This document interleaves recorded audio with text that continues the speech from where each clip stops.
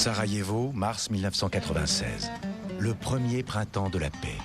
Nous parcourons la Snipers Alley où tant d'hommes et de femmes ont perdu la vie. Nous accompagnons l'écrivain Ivan Lovrenović qui revient dans sa ville.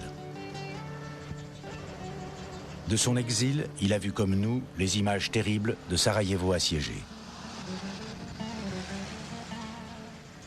Il a toujours vécu à Sarajevo. Et puis un jour, son quartier, Grbavica, a été déclaré serbe par la force des armes, séparé du reste de la ville, puis est devenu un bastion des snipers de Karadzic. Le 21 mars 1996, la frontière entre les quartiers bosniaques et serbes est ouverte. Pour la première fois depuis 3 ans, ceux qui ont été chassés peuvent retourner dans leur quartier et retrouver leur appartement.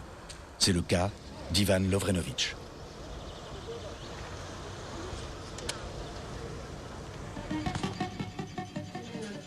Rien n'a été détruit, mais les meubles ne sont plus là. Et surtout ses livres et l'ensemble de ses archives ont disparu, volés probablement par l'officier serbe qui s'était installé ici. Il reste à espérer que les livres d'un Croate bosniaque pourront aider un Serbe bosniaque à comprendre leur histoire commune. Lovrenović est l'auteur entre autres d'une histoire de la culture de la Bosnie, ainsi qu'un représentant de la culture multiethnique de la ville. Un de ses livres a été retrouvé. Il s'agit du premier volet de son histoire de la culture de la Bosnie, Labyrinthe et souvenirs.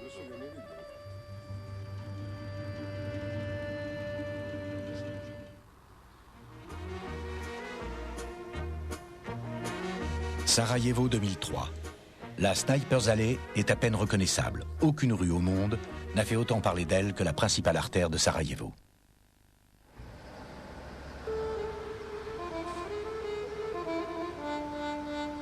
C'est ici que battait le pouls de la ville.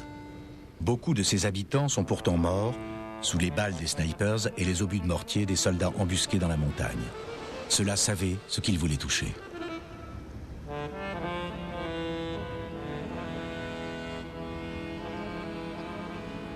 La mairie. C'est ainsi que les habitants de Sarajevo appelaient le bâtiment qui abritait leur bibliothèque universitaire et nationale. Elle était considérée comme l'une des plus importantes au monde.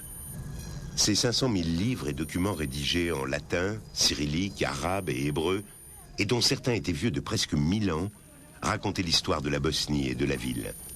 4 cultures réunies par une culture populaire commune cohabitaient à Sarajevo depuis des siècles.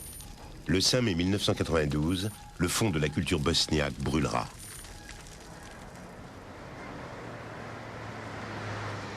Mars 1996. Accompagné d'Ivan Lovrenović, nous arrivons sur les lieux du plus grand autodafé de tous les temps. La ville de Sarajevo avait à sa façon répondu à la barbarie de l'occupant serbe.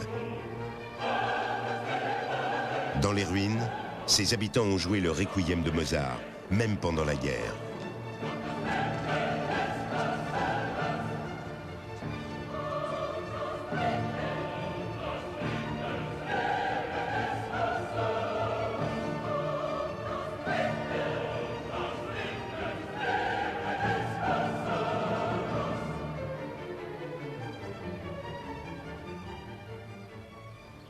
Sarajevo 2003. Voici à quoi ressemble la mairie de Sarajevo aujourd'hui. Que va-t-il advenir de cette ville, de ce pays, de cette paix?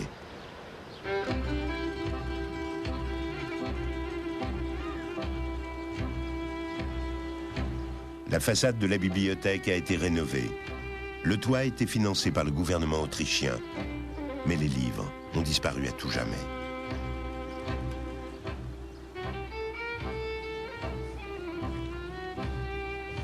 De l'allée des snipers, ce no man's land qui séparait autrefois les positions musulmanes et serbes, on a fait un parc.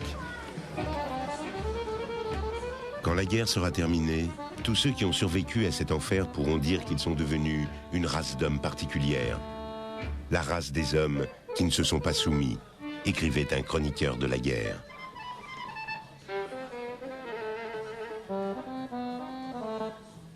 Peut-on encore écrire après un tel enfer? Comment vivent-ils ces insoumis?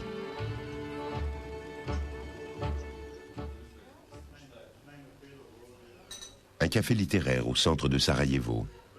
Ivan Lovrenović nous a donné rendez-vous ici. Il ne souhaitait pas nous rencontrer chez lui. Il ne veut pas nous parler devant sa bibliothèque vide. Il vient quelquefois dans cette librairie pour écrire. Pendant la guerre, il a écrit pour la presse étrangère, principalement pour les journaux allemands. Mais l'intérêt des médias s'est depuis porté sur d'autres parties du monde. À présent, Ivan Lovrenović écrit pour les journaux bosniaques sur la paix et les habitants de sa ville. Sarajevo est au cœur d'une histoire complexe. D'un côté, la ville n'a pas encore pansé les blessures de la guerre, même pas les blessures physiques. Et je ne parle pas du bouleversement psychologique. Aujourd'hui, les habitants de Sarajevo sont encore marqués par ce qu'ils ont enduré pendant la guerre.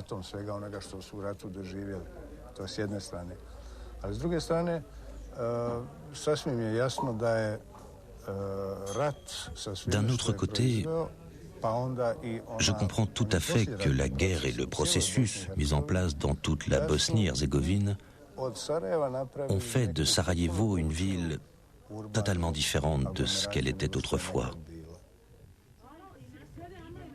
Aujourd'hui, Ivan Lovrenović est lecteur à l'université et éditorialiste pour le magazine bosniaque Dani. Son éditorial paraît une fois par semaine. Son titre, Après la faim.